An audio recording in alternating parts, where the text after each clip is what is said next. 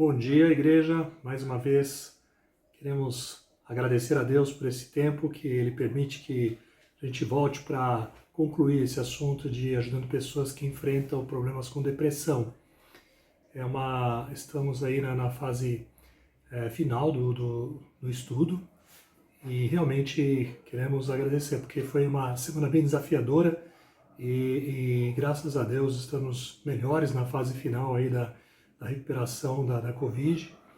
E Deus tem nos suprido, tem realmente nos abençoado, nos abençoou com a recuperação, graças a Deus. E também queremos já aproveitar e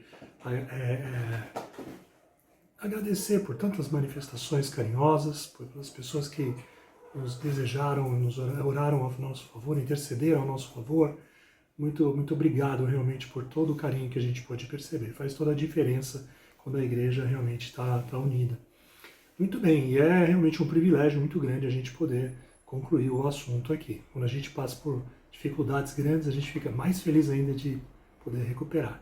Então a voz ainda não está 100%, mas vamos na medida do possível aqui para não forçar tanto também e concluir o assunto. Muito bem, então vamos fazer uma oração para a gente iniciar o estudo mais uma vez e colocar esse tempo diante do Senhor. Oremos. Santo Deus, graças te damos, Pai, pelas nossas vidas, pela recuperação que o Senhor permitiu. Obrigado, Senhor, também pelo tempo que o Senhor separa para estudarmos a Tua Palavra. Colocamos todo esse assunto diante do Senhor mais uma vez, rogando para que o Teu Santo Espírito esteja à frente e nos capacite a falar. E, acima de tudo, Pai, o Senhor alcance os corações das pessoas que sofrem com este mal tão terrível que é a depressão. Ajuda-nos, Pai, a obter a Tua perspectiva. Nós sabemos que a Tua Palavra ela é eficaz, ela é perfeita, ela restaura, Pai, totalmente a nossa alma e é nela que nós queremos nos apoiar e depender do Teu Santo Espírito para poder fazer as mudanças necessárias. Em nome de Jesus, amém. Muito bem, então nós temos hoje aqui uma orientação final para os irmãos que dispuserem a ajudar pessoas que sofrem com depressão, e essa disposição ela tem que ser realmente, essa instrução ela tem que ser de maneira prática. A gente precisa realmente ter uma ação efetiva, não somente falar, mas uma ação efetiva. E a ideia é hoje a gente falar um pouquinho mais de como que a gente pode dar esse suporte, como que a gente pode realmente ajudar a pessoa que sofre de uma maneira efetiva. Então nós vamos com isso dar aqueles primeiros passos e é isso que vai fazer toda a diferença na vida da pessoa. Bem, nós sabemos sim que o Espírito Santo é o verdadeiro conselheiro. Nós sabemos, se não for pelo Espírito Santo, não poderíamos estar abrindo sequer a palavra de Deus, explicando a palavra dele.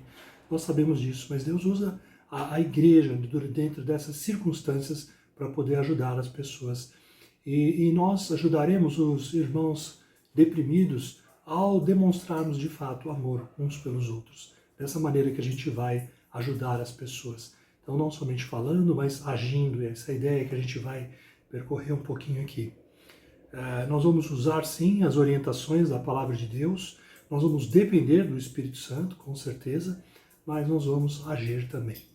Imagine, por exemplo, que você esteja lá na frente do templo, aí no prédio da igreja, e de repente você percebe que um cesto de lixo está pegando fogo.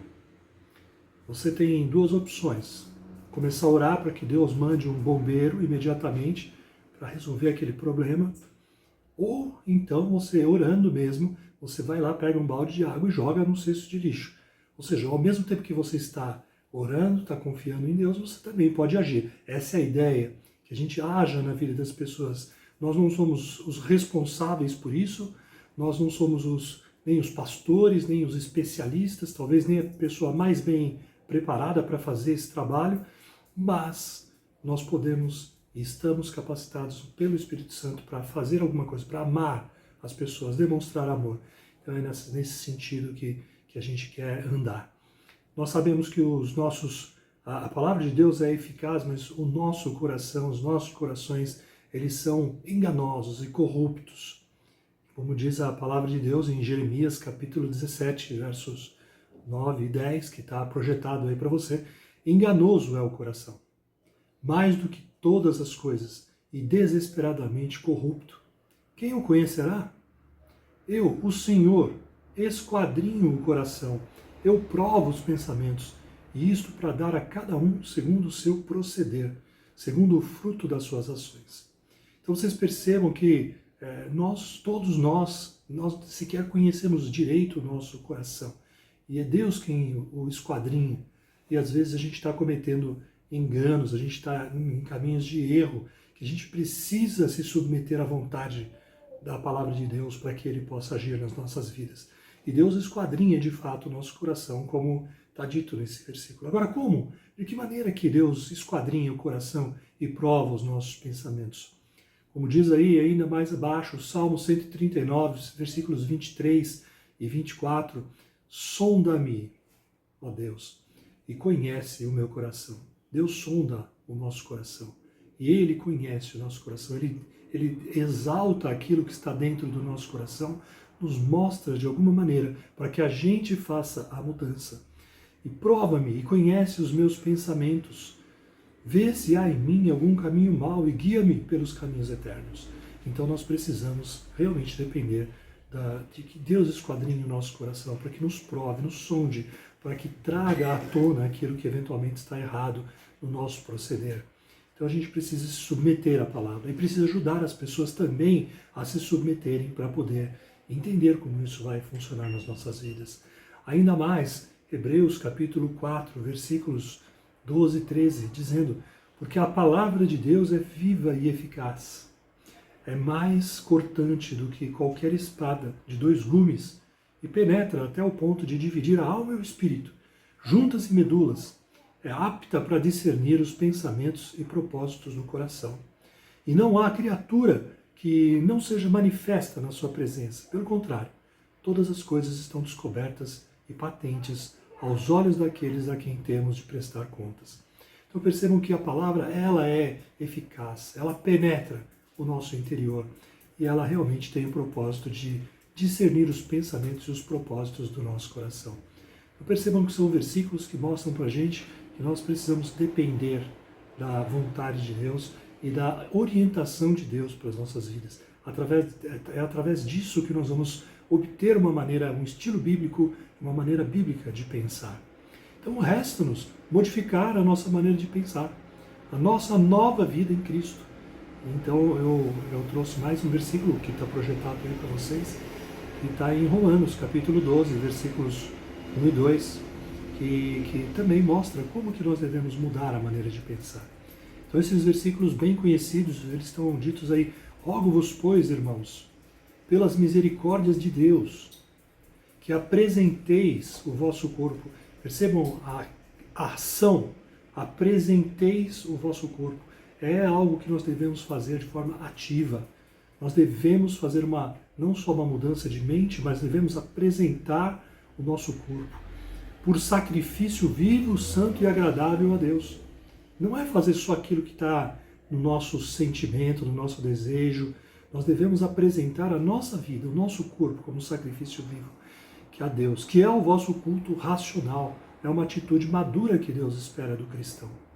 E o versículo 2 diz: e não vos conformeis com este século, mas transformai-vos pela renovação da vossa mente. Não tenha como maneira de pensar a maneira influenciada deste mundo. Transforme a sua maneira de pensar pela renovação da vossa mente. E a mudança, a renovação da mente, ela vem exatamente por pensar de acordo com a palavra de Deus. A base é a palavra de Deus, a orientação da palavra de Deus. Isso é o renovar da mente de forma bíblica. E aí o versículo termina falando: para que experimenteis qual seja a boa, agradável e perfeita vontade de Deus. Então isso é o resultado. Nós queremos a boa, perfeita e agradável vontade de Deus para as nossas vidas. Mas para que isso aconteça, a gente tem que, de fato, ter uma outra maneira de pensar, uma nova maneira de pensar. A gente precisa fazer alguma ação. E, em geral, esse é o teor de tudo que a gente vem falando até agora, quando se refere à depressão. Em geral, as pessoas colocam o foco apenas no sentimento ruim. As pessoas não conseguem entender, ou conseguem, mas às vezes falham no agir, que não é apenas aquilo que eu sinto, o que eu goste ou que eu deixe de gostar. Eu tenho que agir pela razão e não pela emoção. E esse é um grande problema. Então qual é o problema de agir baseado apenas no sentimento? Como a gente já falou e eu repito. Os sentimentos, eles são volúveis. O que significa dizer que o sentimento é volúvel? O nosso humor, ele não demonstrará se eu estou agindo certo ou errado. Percebe? Quando eu ajo pelo sentimento apenas, eu posso estar agindo errado e estar feliz. Eu posso estar agindo de acordo com o princípio do mundo, achar que aquilo está tudo bem, estou me sentindo bem por causa disso, sendo que aquilo é um erro e vai me trazer consequências futuras. E também, em alguns momentos, a gente pode estar até agindo de forma contrária ao nosso sentimento e possa estar agindo certo. A gente costuma exemplificar isso quando fala da disciplina de filhos. Nunca é um momento de alegria quando você tem que disciplinar um pouco mais severamente o filho. Mas disciplinar o filho é uma orientação da palavra de Deus. Então percebo que às vezes você está fazendo algo que é contrário ao teu sentimento, a gente sofre por aquilo, mas é correto. E às vezes você está agindo de uma forma que você acha que é certo, porque está indo a favor do seu sentimento, mas você está agindo errado. Então por isso que a gente diz, resumidamente, que os nossos sentimentos, eles são volúveis. Então eu tenho que prestar atenção na maneira com que eu ajo, para que eu haja de acordo com a palavra de Deus e não de acordo com os meus sentimentos egocêntricos. Nada de errado fazer aquilo que você goste, desde que não ofenda a palavra de Deus. Essa é a ideia. Muito bem. Então o nosso papel como igreja, como ajudadores, na maneira que a gente se predispõe a ajudar pessoas, é ajudar essa pessoa a colocar os pés no chão, com base na palavra de Deus. A pessoa, ela possivelmente, ela não está com os pés no chão. Ela não está com os pés no chão. Então ela faz o quê? Ela acaba agindo de acordo com os seus sentimentos. Então a gente precisa de fato mudar a maneira, ajudar a pessoa a colocar os pés no chão com base na palavra de Deus. Em algum momento a pessoa precisa começar a tirar o foco dela mesma e passar a obedecer os dois grandes mandamentos, que é amar a Deus e amar ao próximo. Se não acontecer, a pessoa continuará imatura. Então, quais são os dois grandes mandamentos que Jesus ensinou? Nós precisamos amar a Deus sobre todas as coisas. Isso tem a ver com o nosso relacionamento vertical, o relacionamento com Deus. E também nós temos que amar ao próximo, como nós já amamos a nós mesmos. Isso tem a ver com o nosso relacionamento horizontal com as pessoas. Então, quando a pessoa está passando por uma fase, por um problema de sentimentos depressivos, como a gente tem estudado, ela certamente não consegue cumprir esses mandamentos porque ela não está com os pés no chão. Então, num determinado momento, depois de nós passarmos, explicarmos, conversarmos, a suportarmos de todas as maneiras, a gente precisa ajudar a pessoa a colocar os pés no chão. A gente não pode ignorar, tirar o Espírito Santo da vida da pessoa, não permitir que ela venha a sentir os efeitos da palavra, do desrespeito à palavra de Deus na vida dela. Então a gente precisa sim levá-la a colocar os pés no chão. E isso significa, em outras palavras, começar a obedecer o mandamento de amar a Deus e amar ao próximo. Sempre nessa ordem. Eu gosto bastante da descrição de Mateus capítulo 7, verso 12, não está descrito aí, quando fala sobre amor. E amor é fazer para a pessoa, fazer para o próximo, aquilo que você gostaria que fizesse para você mesmo. Em outras palavras, uma paráfrase do que está escrito lá em Mateus 7, 12, é exatamente isso que eu falei para vocês. Então, quando a gente fala em amar a Deus e amar ao próximo, eu devo, tanto de forma ativa, no ajudador, como na pessoa que está sendo ajudada, ambos precisam amar ao próximo. Ambos precisam adquirir essa perspectiva bíblica. E isso vai fazer com que a pessoa adquira maturidade. Então, se isso não acontecer, a pessoa continuará continuará imatura. Bem, eu queria apenas trazer como revisão um slide, que é esse que está projetado aí, que fala sobre os ciclos da depressão. Nós finalizamos a semana passada falando exatamente sobre os ciclos da depressão.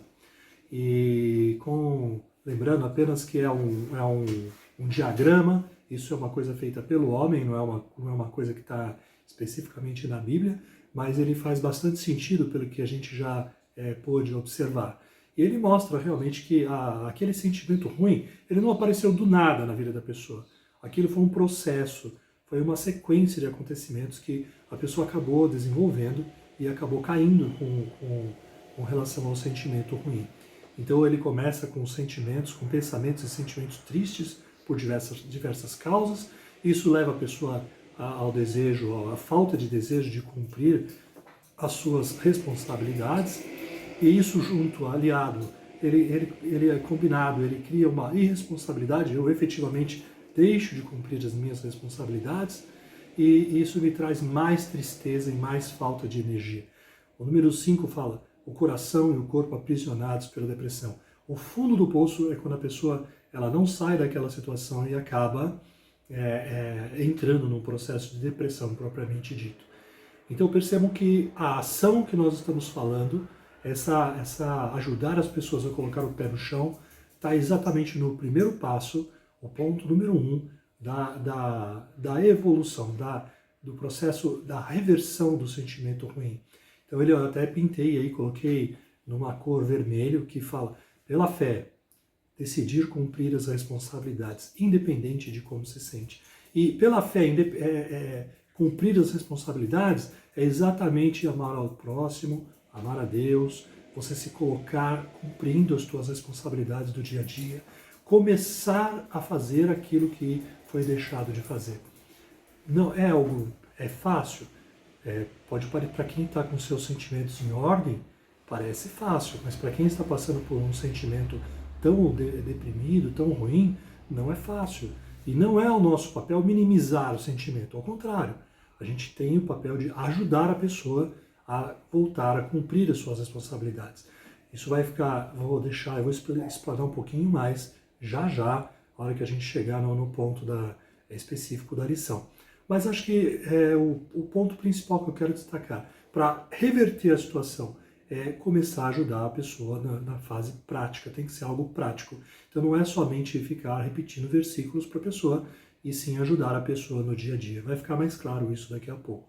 E aí vem os outros passos que diz como um sentimento bom, que resulta do saber que você está fazendo o que Deus quer. Isso automaticamente, quando a pessoa começa a cumprir novamente as suas responsabilidades, ele vai se sentir bem, isso vai começar a reverter esse quadro do sentimento também.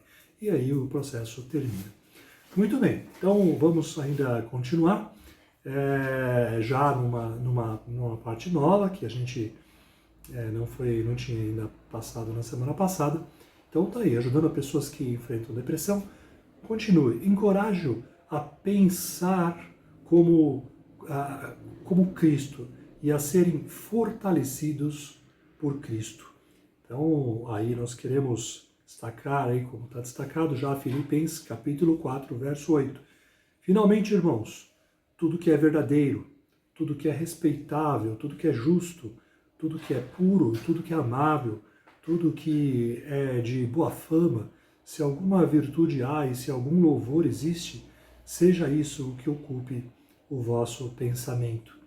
Observem que você está ajudando com versículos como este a pessoa a obter uma outra maneira de pensar. A pessoa está com os pensamentos voltados para o seu foco, para o eu, para o problema em si que ela está enfrentando, e depois que você levou a pessoa a uma nova perspectiva, ela começa a ter uma outra maneira de pensar. Você precisa ajudá-la a obter essa perspectiva. Ter pensamentos corretos sobre Deus, sobre o pecado e sobre ela mesma.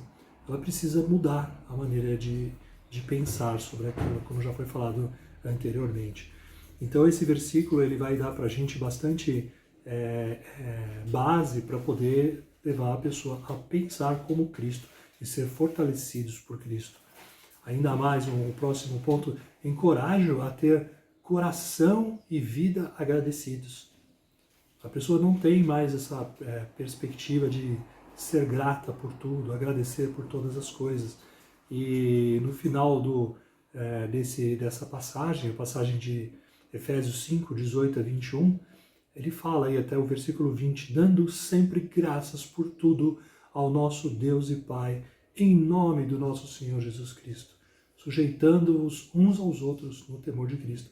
A pessoa precisa entender que até mesmo o sentimento ruim, até mesmo a circunstância que Deus está permitindo que ela passe, ela vai vai ser usado para que ela esteja pensando, tendo coração conforme Cristo.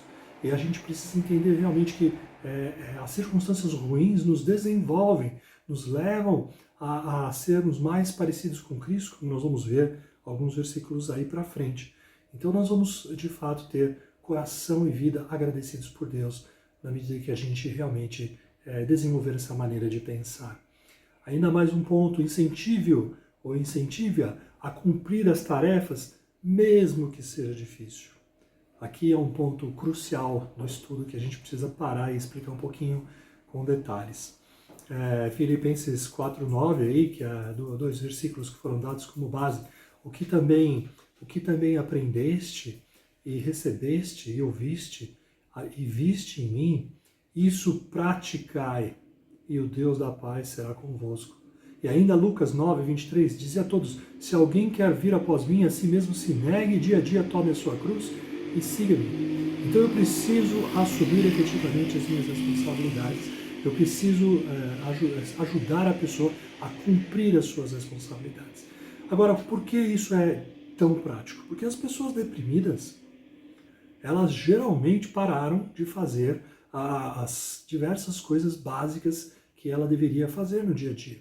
As coisas mais básicas que você pode imaginar. Então você que tem alguém perto de você, na sua casa, ou que você tem conhecimento, que você já acompanhou de perto, você sabe perfeitamente que a pessoa perdeu a vontade de fazer absolutamente tudo.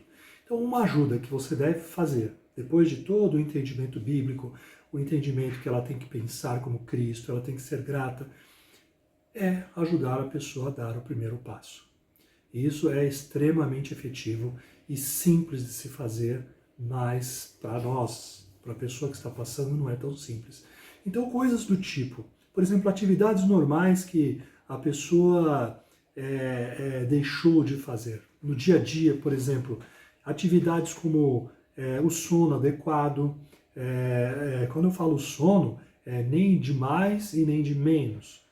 Eu falo da higiene, a higiene do lar, a higiene pessoal, a forma de se vestir, a forma de ir ou fazer o trabalho, ou ir ao trabalho, e trabalhos domésticos, inclusive, responsabilidades do casamento, responsabilidades com a paternidade e a maternidade. Então pense, uma pessoa que ela está completamente paralisada, como a gente teve a oportunidade de presenciar recentemente um caso. A pessoa ela nem sai do quarto, ela nem tem mais ânimo para sair de dentro do quarto. Então aquela ajuda inicial, ela precisa ser com toda a paciência, como a gente falou nos momentos anteriores. Eu preciso fazer com que a pessoa saia de dentro do quarto, dê o primeiro passo, talvez uma tarefa básica do tipo, olha, como foi uma tarefa que a gente deu para essa pessoa, você precisa, uma vez por dia pelo menos, sair de dentro do seu quarto e fazer alguma coisa, que seja lavar algumas xícaras, que seja arrumar a cama, que seja varrer o chão da sala, uma coisa que uma pessoa normal faria em questão de minutos, pode ser a tarefa do dia da pessoa. E isso, mas isso vai ajudar de alguma maneira? Vai, porque exatamente esse é o primeiro passo para a pessoa começar a cumprir as suas responsabilidades. Evidentemente que depende do caso, a pessoa está em condições de fazer algo um pouco mais substancial. Mas alguns casos, irmãos, são tão críticos, são tão graves, que a pessoa, aí que vem o equilíbrio de tudo que a gente fala. Algumas pessoas necessitam de de um medicamento para se colocar de pé, pelo menos. Ela está tão debilitada, tão fraca, que ela não consegue nem se colocar de pé. Então, ela se colocando de pé, no mínimo, ela consegue começar a fazer essa atividade que a gente está sugerindo aqui. Então, por exemplo, a gente pode falar, mas higiene pessoal, sim. Às vezes a pessoa tomar banho, tomar conta do próprio corpo, cortar a barba, fazer um corte de cabelo mesmo, para que tenha uma aparência melhor. A pessoa comece a preparar, ajudar a preparar uma refeição, ou preparar uma refeição, coisas simples, passar roupa, que não que seja fácil em si, mas que são simples para ela, são coisas que a pessoa já fazia e ela deixou de fazer. Então, neste momento, a ajuda passa a ser prática. Ela não deixa de ser bíblica, mas ela passa a ser prática. Você vai fazer com que a pessoa comece a retomar as suas responsabilidades, vai começar a fazer as coisas que ela deixou de fazer. Isso também inclui as suas responsabilidades no casamento, inclui as suas responsabilidades com relação aos filhos, que foram provavelmente negligenciadas. Então, isso é o primeiro passo que ela pode dar no sentido de resolver o problema. Agora, não somente atividades ligadas ao seu dia a dia, no sentido de higiene, trabalho e atividades, também as questões tidas como espirituais, tudo é espiritual, mas coisas como, por exemplo, ir ao culto, que a pessoa talvez deixou de ir ao culto, ou então ela deixou de ler a Bíblia, ela deixou de participar de um pequeno grupo, ela deixou de fazer sua leitura diária da Bíblia ou seu devocional. Então você também pode e deve ajudar a pessoa a adquirir as atividades neste sentido. Então, levá-la a refletir em um versículo bíblico, a memorizar um versículo bíblico, a levá-la ao culto, ajudá-la a ir ao culto. Se tiver algum estudo de pequeno grupo, insistir e fazer com que a pessoa participe, mesmo que ela não tenha desejo, e coisas desse tipo que vão fazer com que ela comece a retomar as suas atividades normais ligadas à parte de estudo da Palavra de Deus. E não somente isso também, às vezes o envolvimento com vizinhos, o envolvimento com amigos, com pessoas queridas, parentes que são geralmente evitadas. A pessoa ela começa a evitar esse tipo de contato porque ela sabe que não está sendo uma boa companhia ou que ela não está sendo agradável. Então ela acaba evitando as pessoas e deixando de participar do convívio social. Lembrando que a maneira de ajudar a pessoa é demonstrando amor. A maneira de ajudar a pessoa é realmente estando ao lado dela. Então nós temos que ter bastante paciência e ajudar a pessoa nesse sentido e ajudá-la também a ter contato com as demais pessoas nesse âmbito. Então não é necessário ficar somente repetindo versículos e versículos para a pessoa. Após explicar essa necessidade de mudar a maneira de pensar, a gente pode ajudar a pessoa de fato a mudar a sua atitude. Isso vai começar a subir os degraus, como a gente viu anteriormente. Então percebam que incentivar a pessoa às coisas mais simples do dia a dia. Isso é o caminho inicial para ajudar a pessoa biblicamente. O que mais? Explique o propósito da vida em Cristo. Então nós temos aí pelo menos 3 versículos que ilustram essa afirmação, o nosso propósito da vida em Cristo. A gente sempre deve ter como pano de fundo a orientação bíblica. Então, 2 Coríntios 5, versos 9 e 10, é por isso que também nos esforçamos, quer presentes, quer ausentes, para lhes ser agradáveis. Porque importa que todos nós compareçamos perante o tribunal de Cristo para que cada um receba segundo o bem ou mal que tiver feito por meio do corpo. Então nós estaremos diante de Cristo, como está visto aí. E nós não para sermos julgados, porque nós já temos a graça, já fomos perdoados pelo sangue de Cristo na cruz. Amém por isso. Mas nós temos que prestar contas com aquilo que nós fizemos com os nossos dons e talentos, com aquilo que Deus nos deu. E então nós precisamos entender que é o nosso propósito como igreja, e a pessoa que está passando por aquela dificuldade também é igreja, ela também vai precisar prestar contas. Então isso facilita para que ela comece a entender e mudar o seu proceder. E aí vem Romanos 8, 28 e 29, sabemos que todas as coisas cooperam para o bem daqueles que amam a Deus. Versículo dos mais conhecidos. Todos nós sabemos que as coisas cooperam para o bem daqueles que amam a Deus, inclusive as circunstâncias difíceis.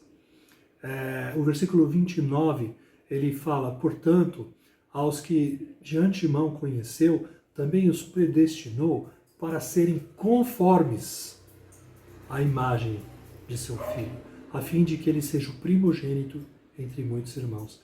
Então percebam que, do ponto de vista de Deus, todo o bem, como está dito no versículo 28, que todas as coisas cooperam para o nosso bem, o bem do ponto de vista de Deus é que nós sejamos conformes à imagem de Jesus. O objetivo é que cada vez nós sejamos mais parecidos com Cristo. E por isso que todas as coisas cooperam para o nosso bem. As coisas boas e ruins, as coisas ruins, circunstâncias ruins, sentimentos ruins, inclusive depressão, se usado de maneira sábia, vai nos fazer mais parecidos com Cristo, vai fazer com que sejamos mais conformes à imagem de Cristo, vai nos tornar mais parecidos com Cristo. Isso não é simplesmente uma promessa de que tudo vai dar certo conforme o meu sentimento egocêntrico. Não, todas as situações, todas as circunstâncias, boas e más, elas cooperarão para que eu seja mais parecido com Cristo. Mas para isso eu preciso adquirir a perspectiva de Deus. Eu preciso entender o propósito de Cristo na minha vida, o meu propósito de vida em Cristo. Então a minha vida tem que ser de acordo com essa verdade. E ainda mais, Gálatas 5, 22 e 23, mas o fruto do Espírito é amor, alegria, paz, longanimidade, benignidade, bondade, fidelidade, mansidão e domínio próprio. Consegue imaginar uma pessoa deprimida demonstrando os frutos do Espírito? Pensa se combina. Uma pessoa deprimida e amorosa, alegre, uma pessoa que possui paz, é longânima, ela é benigna, boa, fiel, ela é mansa e tem domínio próprio. Não combina muito bem, a pessoa precisa entender que o propósito de Deus na vida dela é realmente ter vida em Cristo, e significa demonstrar os frutos do Espírito. É possível sim a pessoa adquirir uma nova perspectiva e fazer uma mudança na sua vida, e inclusive demonstrando os frutos do Espírito. Isso para a honra e glória de Cristo. Amém, irmãos? Muito bem. Então aqui eu quero entrar no último ponto do estudo, que vai exatamente mostrar a questão de demonstrar biblicamente, evidenciar para a pessoa como o pecado dela pode ter contribuído para a depressão. Percebam que não é o objetivo de jeito nenhum levar a pessoa a um pensamento do tipo, está deprimida, então é pecador. Está deprimido, então você não é crente. Isso nunca a gente pode falar e nem pensar uma coisa dessa. Não é esse o objetivo. Agora, o que nós estamos querendo mostrar é o seguinte: existem diversas causas, diversos fatores que levam a pessoa a ter sentimentos ruins. Inclusive, alguns fatores ligados ao desrespeito da palavra de Deus. Então, eu não estaria ajudando a pessoa se eu simplesmente poupasse a pessoa de enxergar que o pecado traz consequências, que o pecado traz sentimentos ruins. Isso vai ajudar a pessoa exatamente quando ela perceber que o contrário é verdade. A obediência à palavra de Deus vai me trazer coisas boas. Isso vai me trazer consequências boas, ou bênçãos, em outras palavras. Então, a questão aí do ponto 3 é que é para demonstrar realmente como a pessoa pode fazer uma transformação total na vida dela. Essa é a diferença entre o aconselhamento secular e o aconselhamento bíblico. O aconselhamento secular, ele normalmente trata o ponto que a pessoa está enfrentando e ponto, resolveu, acabou. Agora, o aconselhamento bíblico, ele é mais amplo, porque ele tem a tendência de restaurar toda a vida da pessoa. Na medida que você está fazendo aquelas perguntas que nós falamos e você investigou o motivo que está levando ao sentimento ruim, você acaba descobrindo outros pontos na vida da pessoa. E até mesmo, às vezes, algum pecado que está levando a pessoa ao problema. Na medida que você ajuda a pessoa a resolver, a corrigir aquele pecado na vida dela, então ela vai não somente melhorar o sentimento e vai ficar com o sentimento, vai sair do sentimento depressivo, mas ela também vai começar a obedecer a Deus e vai crescer em maturidade, em santificação. Então, nesse sentido, é extremamente útil a gente colocar aqui como o pecado pode afetar a vida da pessoa. Aí está dito, a depressão tem um componente de sofrimento, mas é comumente agravada por pensamentos e ações que vão contra a palavra de Deus. Nossos irmãos deprimidos serão ajudados se aprenderem como lidar com os seus pecados no tempo oportuno. Então vamos andar um pouquinho aí. Pecados que geralmente contribuem como fatores para a depressão incluem. Então, que tipo de pecado que inclui como esses fatores? Por exemplo, o medo. É bem comum a pessoa ter o medo, o sentimento agravado por medo, e este medo ser aquele medo paralisante, aquele medo que está parando, deixando, impedindo com que a pessoa cumpra as suas responsabilidades, como a gente viu anteriormente. Então, o Salmo 56:3 diz, em me vindo o temor, hei de confiar em ti. Então, a questão é que o que está levando a pessoa a ter aquele medo paralisante? Será que a pessoa, por acaso, ela está com um foco voltado na pessoa dela, ela está com um receio de falhar ou alguma coisa que esteja acontecendo que leva a pessoa, ao invés de, ela paralisa, ela para de fazer as suas responsabilidades e atrofia. Então aquilo passa a ser um pecado na vida dela. A gente não deve ser aquele destemido que faz qualquer coisa, que é aquele corajoso irresponsável. Não é esse sentido. Uma vez uma senhora falou, olha, eu não vou no culto da noite porque eu uso transporte público e para eu chegar no ponto de ônibus é um caminho perigoso onde eu moro. Então não é prudente que eu saia à noite. Olha que decisão madura. Agora poderia se falar assim, não, está com medo, está com preocupação excessiva, então a pessoa está falhando e não está indo ao culto. Não é, a gente tem que ser razoável nas coisas, temos que ser razoáveis. E esse caso era um caso de extrema discernimento. A pessoa realmente vai colocar Deus à prova para que ela sofra um problema. Então, percebam, tem casos e casos. Agora, se, por outro lado, eu deixo de cumprir a minha responsabilidade sem um motivo aparente, apenas porque eu estou tentando colocar o foco na minha pessoa, isso aí começa a ficar complicada a situação. Então, em me vindo o temor, hei de confiar em ti. Então, o medo é um dos problemas que podem estar por trás do sentimento ruim. Um outro pecado que eu coloquei aí de uma forma até polêmica, pode causar uma polêmica, a ira pecaminosa. Por que eu coloquei a ira pecaminosa e não considerei simplesmente a ira? Porque, veja, a própria Bíblia, ela não diz que ficar irado é pecado. Ela, inclusive, diz, irai-vos e não pequeis. A Bíblia admite a possibilidade de nós irarmos e não pecarmos. O problema é quando eu ajo de acordo com a ira pecaminosa. Eu deixo que a explosão de ira tome conta do meu eu, do meu ser, e eu tomo atitudes com base na minha ira. Então eu pratico o inconveniente, eu vou tratar mal as pessoas, eu vou cometer gritaria, eu vou cometer toda sorte de erros baseado na nossa ira, e a gente faz isso, exatamente isso que a gente acabou fazendo. Então a ira, ela pode ser um fator desencadeador dos sentimentos ruins. Isso leva a problemas de relacionamentos, a uma quebra de relacionamentos e uma série de outras coisas. E também a ira mais agravada, que passa a ser a amargura, que acaba levando a pessoa a exatamente esse processo de entristecimento. aquela ira repetitiva, que nunca é mudada. Então a pessoa começa a desenvolver raízes de amargura com relação às pessoas e acaba se afastando e acaba geralmente gerando esse sentimento ruim que pode se culminar numa depressão. Então percebam, se a causa, o fator que está por trás for, no caso, a ira pecaminosa, então o caminho inverso é tratar aquela maneira, verificar a perspectiva bíblica, verificar que Deus nunca se alegra da explosão de ira, e sempre que a gente comete essa explosão de ira, ela é pecaminosa, e dá um passo para trás para fazer a mudança correspondente.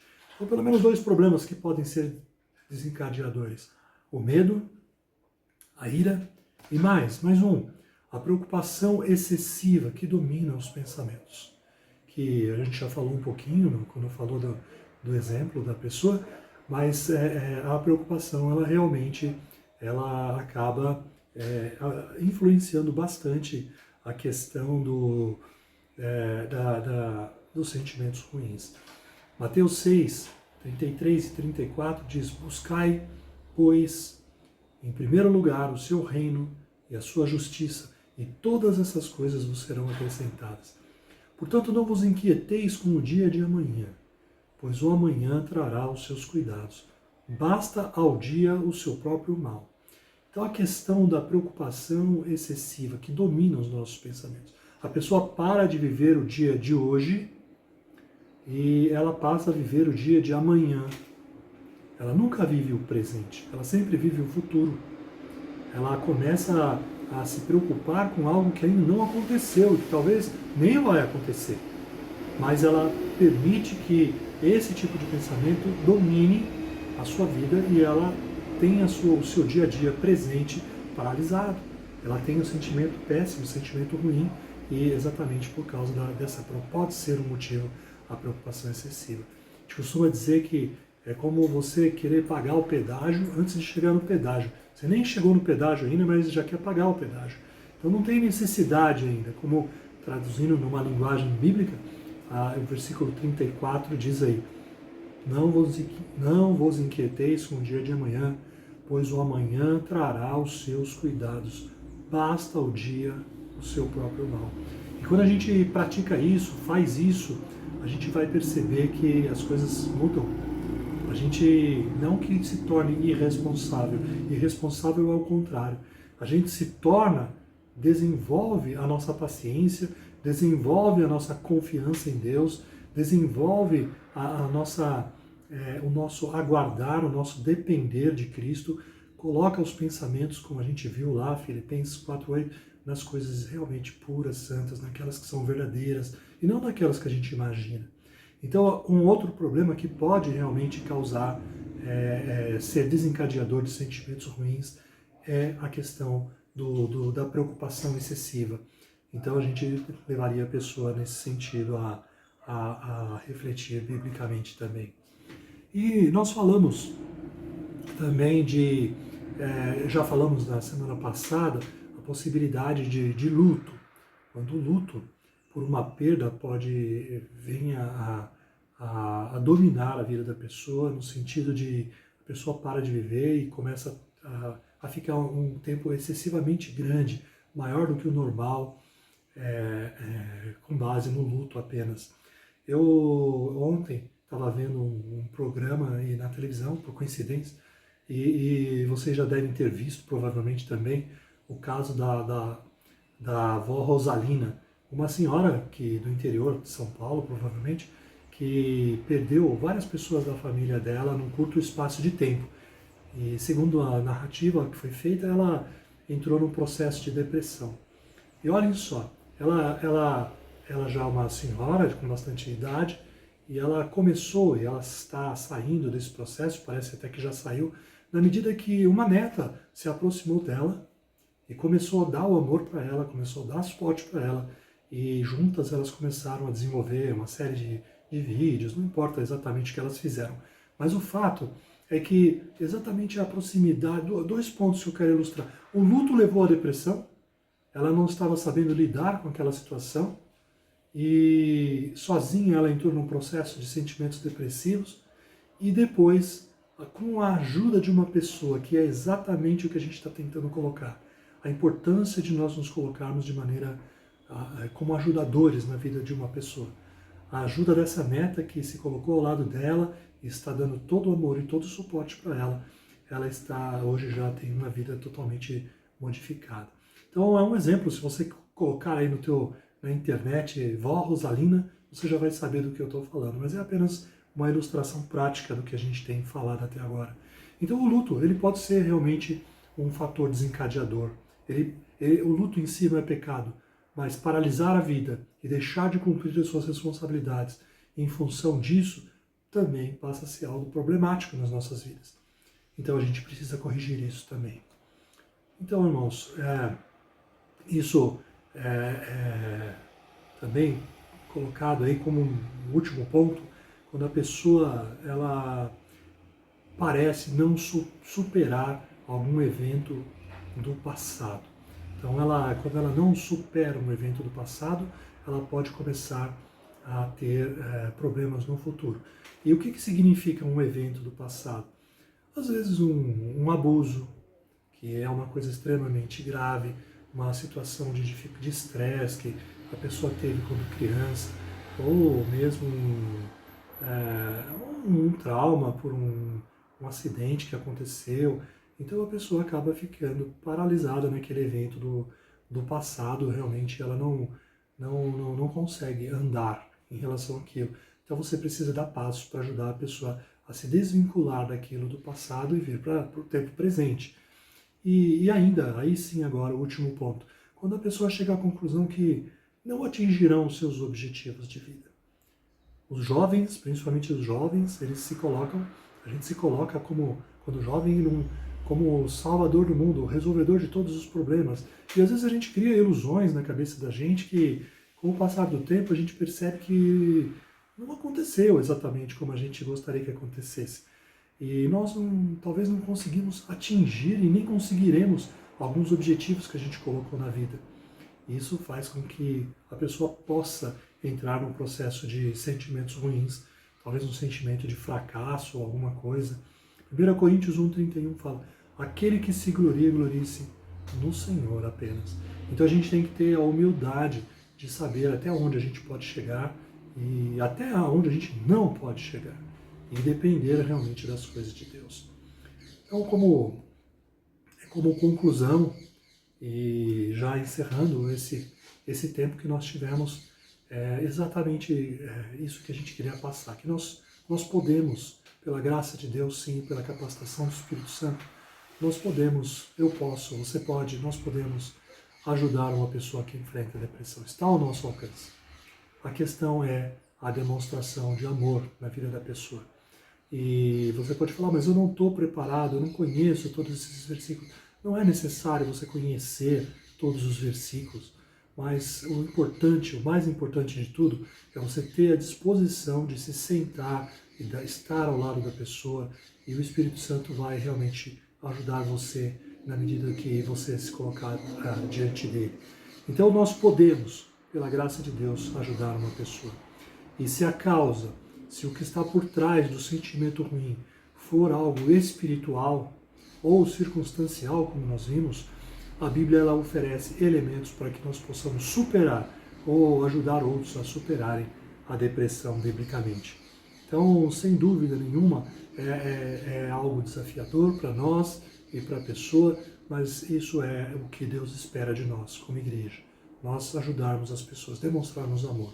Então, que Deus dê para mim e para você a disposição de sermos sensíveis às necessidades dos outros. Isso nós vamos cumprir os grandes mandamentos de amar a Deus e amar ao próximo. Fazer para o próximo aquilo que nós gostaríamos que fosse feito para nós mesmos. Então, meus amados, Deus abençoe realmente, que Deus realmente permita que você seja sensível. E a minha oração é para que pessoas se predispõem a ajudar, não somente com relação à parte de depressão, em todos os aspectos, mas falando específico da depressão, que é algo tão desafiador e que atinge tantas pessoas. Eu quero orar neste momento para agradecer a Deus, porque Ele nos suportou, nos sustentou e permitiu que nós chegássemos até aqui. Oremos, irmãos. Amado Deus, obrigado mais uma vez. Obrigado, Senhor, por nos dar o Teu Santo Espírito, o Senhor ter providenciado a salvação através do Teu Filho Jesus. Obrigado, Pai, porque a Tua Palavra tem tantas orientações e que nos levam a termos possibilidades de obtermos vida e vida em abundância aqui, Pai. Mas nós precisamos ser despertados e orientados pela Tua Palavra para fazermos as mudanças necessárias. Então, Pai, nós colocamos diante do Senhor a vida de tantas pessoas que sofrem com depressão e com sentimentos ruins. E que clamamos para que o Senhor alcance, transforme, modifique e use as pessoas da igreja. Use a Igreja Batista Esperança, Pai, que é uma igreja tão rica em talentos, uma igreja rica em pessoas que têm capacitação bíblica, que o Senhor use na vida dessas pessoas que precisam.